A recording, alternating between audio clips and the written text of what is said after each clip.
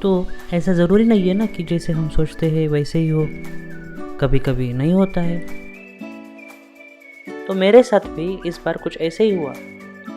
सोचा कुछ और था और हुआ कुछ और।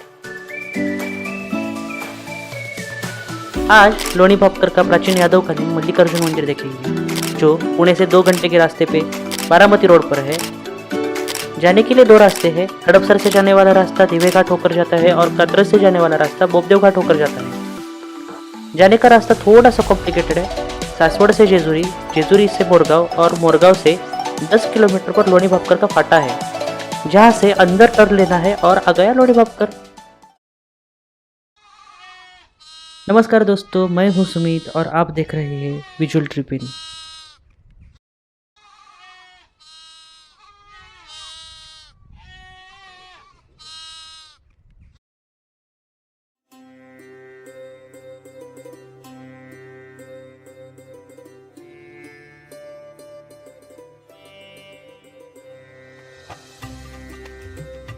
जैसे ही मंदिर के सामने भव्य प्रांगण में आते हैं तो सबसे पहले हमें यज्ञवराह की मूर्ति मिलती है। यज्ञवराह भगवान विष्णु का ही एक अवतार है।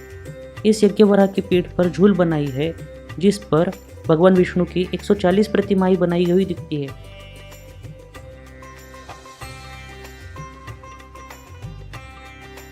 यज्ञवराह के पैरों के नीचे शंख, कमल, गदा और चक्र आदि भगवान विष्णु से जुड़ी सभी वस्तुएं मिलती है। नीचे लेटा हुआ एक दानव दया की याचना करता हुआ प्रतीत होता है, लेकिन अब यह हिस्सा बुरी तरह से क्षतिग्रस्त हो चुका है। मल्लिकार्जुन मंदिर एक शिवजी का मंदिर है और यह मंदिर 14वीं शताब्दी में यादवों के काल में बांधा है। मंदिर का छत ऑलमोस्ट फ्लैट है, जैसे पुराने जमाने के टिपिकल भूमिज मंदिर हुआ करते थे, जिसे संवर्ण तरीके के मंदिर भी कहा जाता है। दक्कन प्रदेश में, खास करके महाराष्ट्र में पाए जाने वाले जो भूमिज शैली के मंदिर है, जिसमें गर्भगृह के ऊपर जो शिखर होता है, इसे सुपर स्ट्रक्चर कहा जाता है, उसमें 2 प्रकार आते हैं, एक जो लाल ईंट का और दूसरा पत्थरों का। मल्लिकार्जुन मंदिर का जो शिखर है वो लाल ईंट से बनाया हुआ है और मुख्य शिखर के साथ चारों दिशाओं पर 4 छोटे शिखर भी बनाए हैं। क्योंकि ये एक भूमिज शैली का मंदिर है, फिर भी इसके कई फीचर्स ऐसे हैं जो पारंपरिक भूमिज मंदिरों से मेल नहीं खाते हैं। मंदिर का बाहरी हिस्सा पूरी तरह से प्लेन है और बिल्कुल भी अलंकृत नहीं किया है। जैसे अधिष्ठान के प्रिस्क्राइब्ड फॉर्म्स होते हैं, खूर, कुंभ, कलश, कुमुदी और कपोतली, वैसे कुछ नजर नहीं आता। भूमि चौरसाकृति है, लेकिन लटा प्रोपोर्शन में नहीं है। गुड़ मंडप को 2 प्रवेश द्वार है और मुख्य प्रवेश द्वार पर 5 द्वार शाखाएं हैं, जिनके नाम वेली, नर, स्तंभ, पुष्प और व्याल है। इन शाखाओं के निचले हिस्से पर स्त्री और पुरुष द्वारपाल की प्रतिमाएं हैं।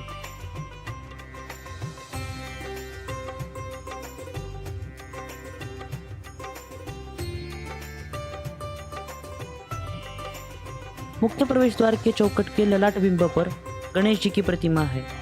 पूर्व प्रवेश द्वार के 3 द्वार शाखाएं हैं तथा वेली, स्तंभ और पुष्प इनके नाम है। इसके नीचे के हिस्से पर वैष्णव द्वारपाल की प्रतिमाएं हैं। मंडप की खिड़कियां जालीदार है और प्रवेश द्वार को कक्षासन है। दीवारें चूना और मिट्टी के मिश्रण से बने ईंट से बनी है। जैसे ही हम मंदिर के अंदर आते हैं तो बीचों बीच 4 शिखर खंभे दिखते हैं। गुड़ मंडप के अंदर चारों खंभों के बीच में जो बेस है वो चौरसाकृति है और ऊपरी हिस्सा जो है वो गोलाकृति और अष्टकोणी है। मंदिर के गर्भगृह में 2 शिवलिंग है, जो संभवतः शिव और पार्वती दोनों की उपस्थिति का प्रतीक है। मल्लिका देवी पार्वती का दूसरा नाम है तो शिवजी का अर्जुन। गर्भगृह के प्रवेश द्वार पर आजू-बाजू से देवी देवता, निसर्ग प्रतिमा, रत्न आदि कारागिरी दिखाई देती है और मरीचवध, राम और हनुमान की भेंट, वाली सुग्रीव युद्ध, कालिया मर्दन, संगीत और श्रृंगार के साथ नाजुक तरीके से स्तंभों पर देवी देवता, नर्तकी, अप्सरा, प्राणी, शूरवीरों की, श्री कृष्ण की, शिव पार्वती की सुंदर सी प्रतिमा और अद्भुत कारागिरी दिखती है। सभा मंडप के छत पर बनाया हुआ पत्थरों का झूमर यादवकालीन कलाकृति का एक अद्भुत नमूना साबित होता है और अंदर आने पर ऐसा लगता है कि किसी गुफा में आए हैं। गुड़ मंडप के 4 मुख्य श्रीकर खंभों को चारों दिशाओं से बीच में छत से जोड़कर रखने वाले पट्टियों के ऊपर श्री कृष्ण लीला की सुंदर सी प्रतिमाएं बनाई दिखाई देती है। नॉर्थ पैनल पर वासुदेव और देवकी के विवाह का सीन है। द्विभंग पोस्चर में एक हाथ में गदा पकड़कर अभय मुद्रा में खड़े कुबेर या फिर यमदेव दिखाई देते हैं। द्विभंग पोस्चर में दोनों हाथ में कमल फूल पकड़कर खड़े सूर्यदेव दिखाई देते हैं। त्रिभंग में एक हाथ में व्हिस्क पकड़ के दासी दिखाई देती है और जो नृत्य कर रहे हैं जिसके 4 हाथ है और 4 हाथों में वज्र, अंकुश, बीज पूरक पकड़कर जो अभय मुद्रा में है, जिसके पास हाथी है वो इंद्रदेव है। जो द्विभंग में खड़े हैं जिसके 4 हाथ है और एक हाथ में गदा और एक हाथ में पद्म पकड़े हुए भगवान विष्णु है। त्रिभंग में हाथ में छतरी पकड़े हुए एक छत्रधारी है।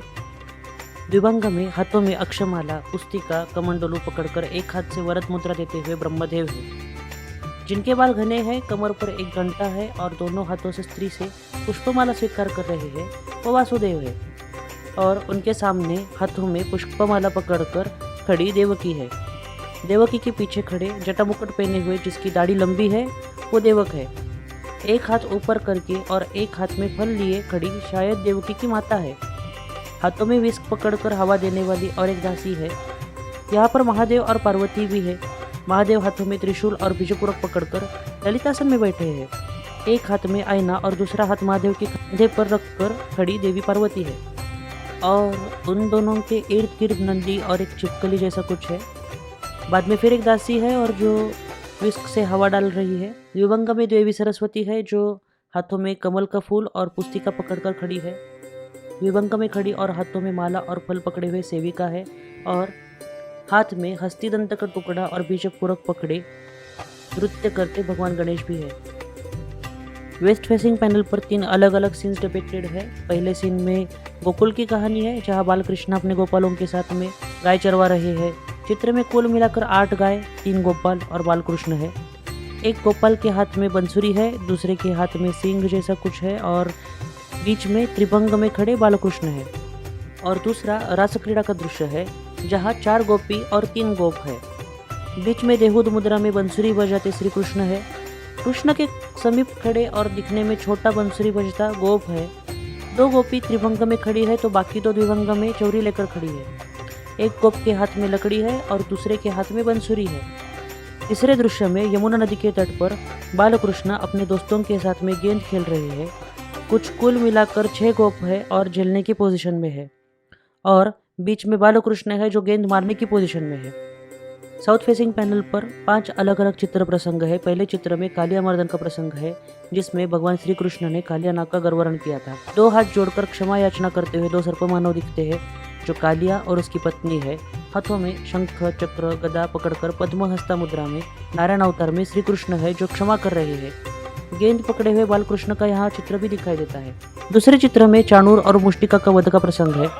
चाणूर और मुष्टिका ये 2 कंस के बहुत ही शक्तिशाली और जाने माने मुष्टि योद्धा थे जिन्हें कंस ने बलराम और श्री कृष्ण की हत्या करने के लिए मथुरा भेजा गया था। इस प्रसंग में कृष्ण ने चाणूर और बलराम ने मुष्टिका को मार डाला। इस प्रसंग को हरिवंश पुराण में कंस चाणूर मर्दनम कहा गया है। तीसरे चित्र में वत्सासुर नामक राक्षस के वध का प्रसंग है। वत्सासुर राक्षस और कंस की मित्रता के कारण कृष्ण को मारने के लिए वत्स का रूप धारण करके गोकुल में गैयों के बीच में शामिल हो गया। श्री कृष्ण ने उसे पहचान लिया और पकड़कर बाहर खींचा। दोनों में घमासान युद्ध हुआ और फिर आखिर में श्री कृष्ण ने वत्सासुर का वध किया। चौथे चित्र में केशी नामक राक्षस के वध का प्रसंग है जो अश्व का रूप धारण करके शत्रुओं को मारता था। कंस के कहने पर वह कृष्ण और बलराम को मारने के लिए अश्व रूप धारण करके मथुरा आया था। युद्ध के अंत में कृष्ण ने उसका भी वध कर दिया। चित्र में कृष्ण, बलराम, घोड़ा इनके साथ एक छोटा सा भयभीत वानर भी यहाँ दिखाई देता है जो केशी के भयंकर स्वरूप को प्रदर्शित करता है। और 5वें चित्र में अरिष्टासुर के वध का प्रसंग है। ईस्ट फेसिंग पैनल पर 2 चित्र प्रसंग है।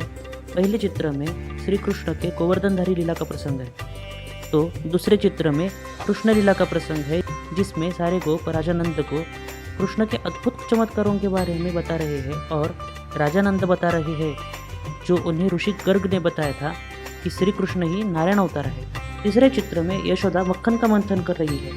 इन प्रसंगों को और चित्रों को देखने के बाद ये बात समझ में आती है कि मध्ययुगीन काल में कलात्मक रचनाओं में भक्ति के साथ साथ पौराणिक कथाओं का भी प्रभाव था। मंदिर के सामने नंदी के प्रतिमा के साथ एक भव्य पुष्करणी भी है। यह पुष्करणी पूर्णतः पत्थरों से बनी हुई है और अंदर उतरने के लिए चारों दिशाओं से सीढ़ियां है। भीतरी दीवारों पर कुल मिलाकर 24 देव कोष्ठक है और कभी इनमें देवी देवताओं की मूर्ति हुआ करती थी।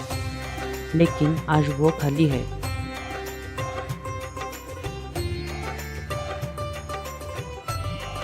मंदिर के सामने एक भव्य पुष्करणी के साथ यहाँ पर एक वराह मंडप भी है, जिसमें कभी यह यज्ञ वराह हुआ करता था।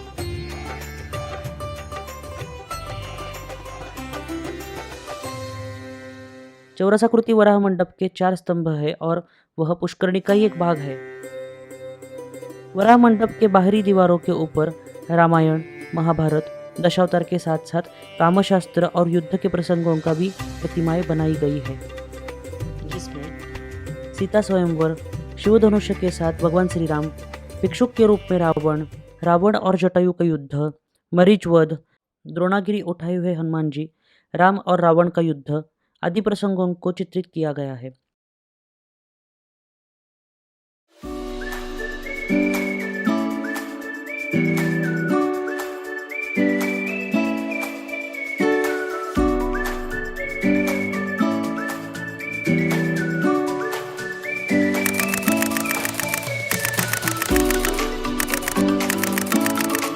हालांकि ये अब एक शिव मंदिर है, लेकिन इस बात के बहुत से प्रमाण है कि यह मंदिर मूल रूप से विष्णु को समर्पित था। स्तंभों पर की हुई कारागिरी, उस बारीक नक्काशीदार यज्ञवराह का अस्तित्व, ध्वस्त वराह मंडप और पुष्करणी के आसपास व्यूहांतरा विष्णु के 24 देवकोष्ठक इस बात का प्रमाण है कि यादव स्वयं भगवान विष्णु की ही पूजा करते थे।